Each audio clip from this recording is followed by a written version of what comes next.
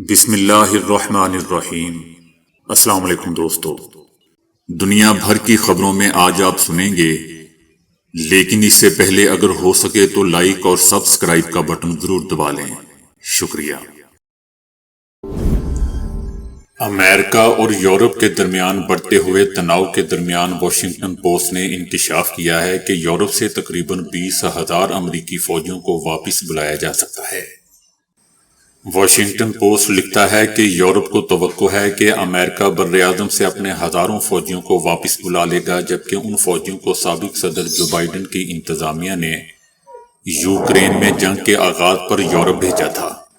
3 یورپی سفارتکاروں نے اس امریکی اخبار واشنگٹن پوسٹ کو بتایا ہے کہ وہ توقع کرتے ہیں کہ تقریباً 20,000 امریکی فوجی یورپ سے نکل جائیں گے۔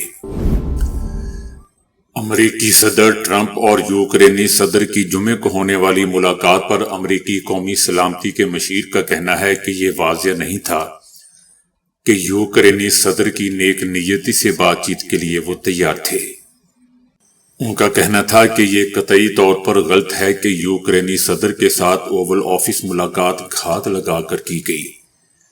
ان کا یہ بھی کہنا تھا کہ یوکرینی صدر کو یہ بات واضح کرنے کی ضرورت ہے کہ وہ امن کے لیے تیار ہیں یا نہیں۔ امریکہ کو ایسے یوکرین رہنماؤں کی ضرورت ہے جو امریکہ اور روس کے درمیان معاملات کر سکے اور جنگ ختم کر سکے۔ امریکی قومی سلامتی کے مشیر کا یہ بھی کہنا تھا کہ امریکہ یورپ کی سیکیورٹی ضمانتوں کے ساتھ یوکرین جنگ کا مستقل خاتمہ چاہتا ہے۔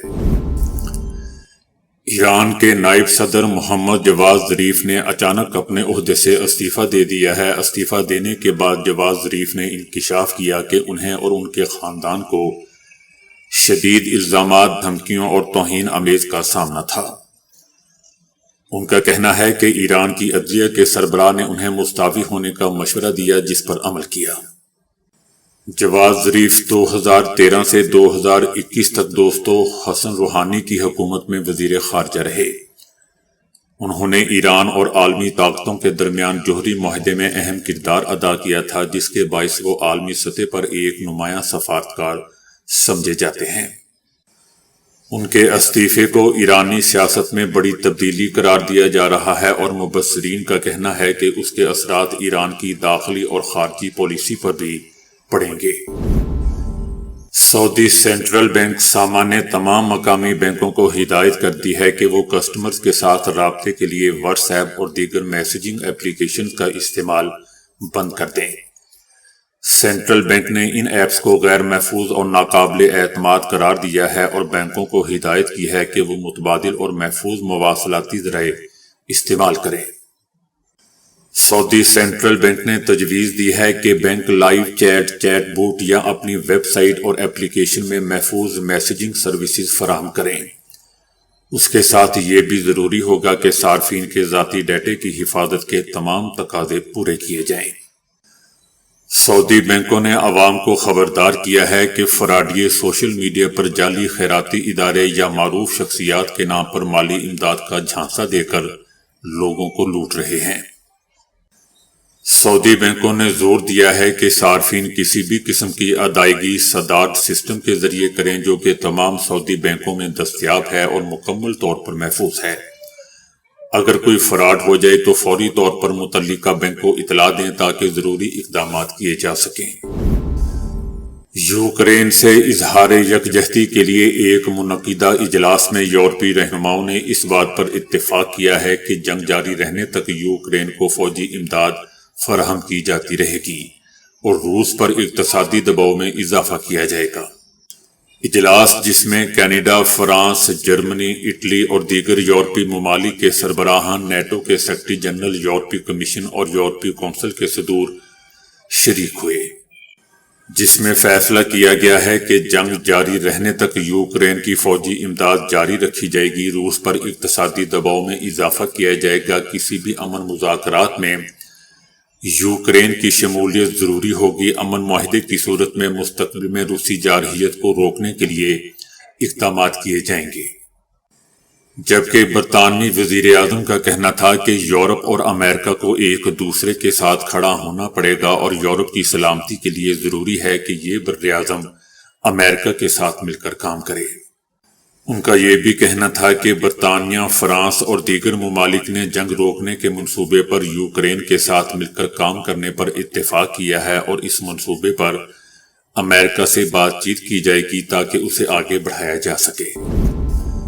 سعودی عرب میں غیر قانونی تارکین وطن کے خلاف حکومت نے کارروائی کرتے ہوئے ایک ہفتے کے دوران 17,000 غیر قانونی تارکین وطن کو گرفتار کر لیا۔ حکومت کا کہنا ہے کہ گرفتار ہونے والوں میں 10,397 اقامہ قوانین کی خلاف ورزی، 4,128 گرفتار شدگان سرحدی قوانین کی خلاف ورزی اور 2,864 تارکین وطن لیبر قوانین کی خلاف ورزی میں ملوث تھے۔ سعودی حکومت نے کہا ہے کہ غیر قانونی تارکین وطن کو کسی بھی قسم کی سہولت فراہم کرنا سنگین جرم ہے، جس پر 15 سال قید اور 10 لاکھ ریال جرمانہ ہو سکتا ہے۔ پاکستان تحریک انصاف نے دعویٰ کیا ہے کہ عمران خان کو اڈیالہ جیل کے ڈیتھ سیل میں رکھا گیا ہے۔ ان کا کہنا ہے کہ قانون اجازت دیتا ہے کہ عمران خان سے ملاقات کروائی جائے، جبکہ انہیں قید تنہائی میں رکھا گیا ہے۔ عمران خان سے کسی کو ملنے نہیں دیا جا رہا۔ عدالتی فیصلے کے مطابق 6 لوگوں کو ملنے کی اجازت ہے۔ ہم نے توہین عدالت کی درخواست دی ہے۔ عمران خان سے ملنے کے لیے عدالت سے رجوع کرنا پڑتا ہے۔ توہین عدالت کے باوجود نہیں ملنے دیا جا رہا۔ سیاسی رفقا کو روکا جاتا ہے، ان کی فیملی کو بھی نہیں ملنے دیا جا رہا۔ وزیر اعلیٰ خیبر پختونخوا کو بھی ملنے کی اجازت نہیں ہے۔ پاکستان تحریک انصاف کا مزید کہنا ہے کہ عدالتوں کے احکامات ہوا میں اڑائے جا رہے ہیں۔ عمران خان کی کتابیں تک روکی جا رہی ہیں۔ جیل حکام اخبارات تک عمران خان کو نہیں دے رہے۔ عمران خان کی اہلیہ سے ملاقات بھی 2 بار ملتوی کی گئی۔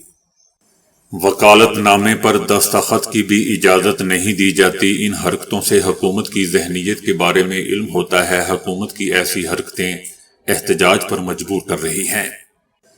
پاکستان تحریک انصاف کا کہنا ہے کہ عمران خان کے اعصاب مضبوط ہیں، انہیں توڑا نہیں جا سکتا۔ ان کے طبی معائنے کے لیے ذاتی معالجے کی اجازت دی جائے۔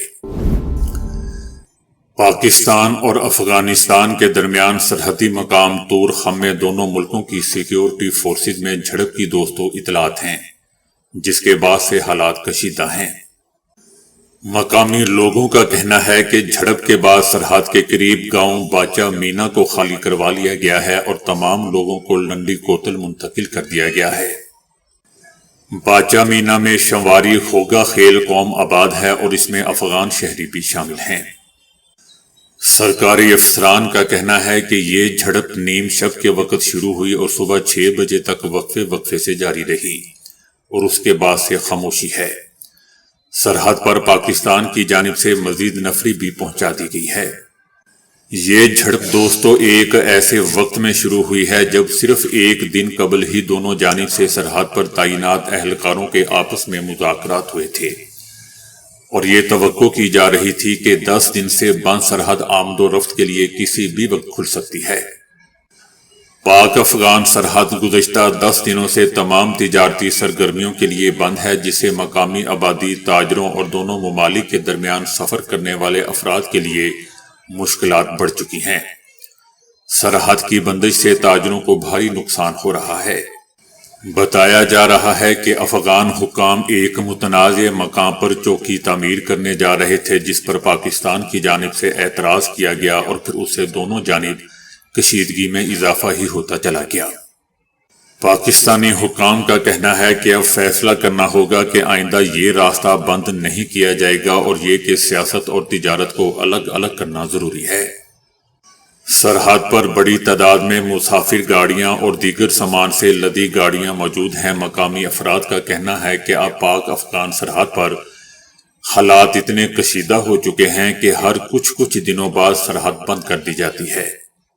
افغانستان میں طالبان کی عبوری حکومت کے قیام کے بعد سے پاک افغان سرحد مختلف مقامات پر متعدد بار بند کی جا چکی ہے، جس کی وجہ سے اب افغانستان کے تاجر وسطی ایشیائی ممالک اور ایران کے ساتھ تجارت کو ترجیح دے رہے ہیں۔